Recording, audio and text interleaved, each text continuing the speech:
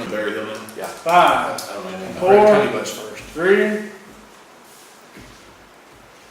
Well, welcome back to our Deep Rock Sports Extra, and again, we continue with the roundtable discussion as we look ahead to Berry Hill. But first, let me correct, because I made mention of Ian Jones throwing that 35-yard pass to England Honey Bus. That actually was good for a touchdown. So I think he caught that and dove in. So an awesome play. I think that was a big play. And again, that was probably my MVP, was that play actually with Honey Bus and Ian Jones. Okay, let's move on to Berry Hill. Tough opponent coming in, homecoming, the second week out of the gate. We don't usually see that homecoming until October, mid-October, but it's homecoming festivities. Berry Hill, top ranked, or in the top 10, I believe, Terry. They are ranked preseason number 10. Had a decisive win over Glenpool Friday night, 25-15. They actually come from behind victory. Made some adjustments in the second half. Actually replaced the quarterback.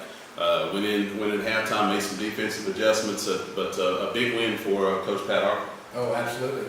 Read some stuff on that ball game that they were behind at halftime. Coach Harper goes in, challenges his defense at halftime, says, "Hey, shut these guys down." They give up 49 total yards second half to Glenpool, pull out the victory.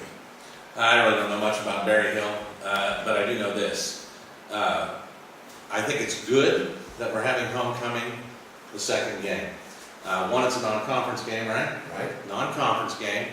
So when we get down into those later weeks in October, you don't have that hanging over the head. Not that the boys are worried about homecoming, but you know that is part of the deal. And there's a lot of stuff that goes into homecoming, and I just think that would be a distraction later on down the road for this team. I don't know. Apparently, Berry Hill's ranked, as you guys said, but you know what I'm excited about? I'm excited to see what we have in store. I was shock and awe to me that game Friday. It was just shock and awe, all the different weapons we have. I can't wait to see what weapons we pull out Friday night, this Friday night homecoming against Berry Hill. By the way, the homecoming festivities start at 6:30, and by the time that game starts, I will have turned 49. My birthday's on Tuesday. Happy birthday.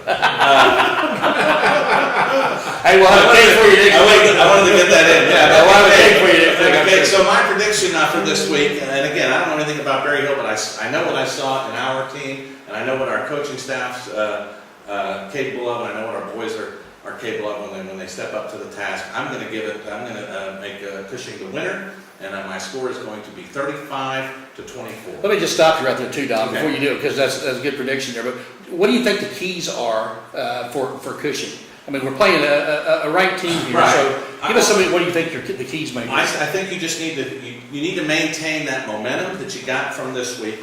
You need to maintain that confidence. You can't get down on yourselves if it doesn't go right away. One thing I did notice in this Bristow game was about, I'm going to say, 3 minutes left in the very first quarter. You could tell that those Bristow kids they were out of it. Yeah. They were out of it. You could see already. I mean, early you could see it. Now they did get a little spark a little bit in the second half, but you could see that they were out of it. And I was talking to Coach Day this morning. And Coach Day runs he's on the chain gang over there. And I said, Coach, boy, they just looked out of it early in the game. He goes, they were a little disorganized. They didn't know who was on punt team. They didn't know who was on coverage team, and so on and so forth. So for us, I think we just still need to go in with that momentum, keep that confidence, know that we're the best team in the house, and just play that way. Well, I think Berry Hill's a whole different animal than what we saw in Bristow. They're going to be a stiffer defense.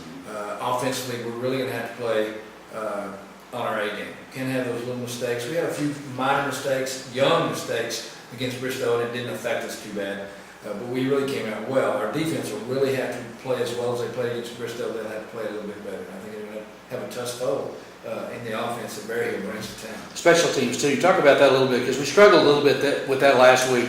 We did, and take nothing away from the Bosworth kid. He does a great job. He hit his first one. Last year he struggled. He missed like his first 2 or 3. And then from the rest of the year, he was spot on. I think it had to do something with that north wind. It came in and we were kicking to the north, and I just think it had to do with placement. And I saw coaches talking to him a little bit, and I think that's what it was. So I think punting-wise, Patterson did a good job of keeping that ball away from their receivers, where they didn't get a chance to receive it and get a run back. So special teams will probably play a difference in this week than it did. Your prediction? I'd like to see because you win this ballgame, but I'm telling you, it'll come down to a dogfight in the end if they win it, 21-20. Terry? You know, Mike, I think one of the keys to the game is making sure we have a good offensive balance. In addition to having a good, strong defense, good offensive balance, we show that we have some weapons, certainly on offense. Berryhill racked up 267 all-purpose yards against 4A Glenpool. And we know Glenpool's been no slouch, 2 state championships in the last 10, 11 years. So making sure we have a good balanced offense, good defensive attack. I'm looking at a closer game, 17-14. I think it's going to be an awfully close game. Give us the advantage we're playing at home, and we have kids that know how to win. They know how to win. They know how to win. That's a tremendous credit to our coaching staff. Tremendous credit. Yeah, I think Don mentioned it too, having that first win, the confidence, showing what they could do, and a diversity of weapons out there on the field, both offensively and defensively. We get our kicking game going because it really could come down to that, just like you said, it really could be a dogfight at the end. Going to be a good matchup. It's going to be fun. It's at home, Odell Field. Game time's at 7 o'clock. Homecoming festivities begin at 6:30. We hope to see you all out there. That's going to conclude this segment of the Red Dirt Roundtable. We'll be back with more of the Deep Rock Sports Extra right after this.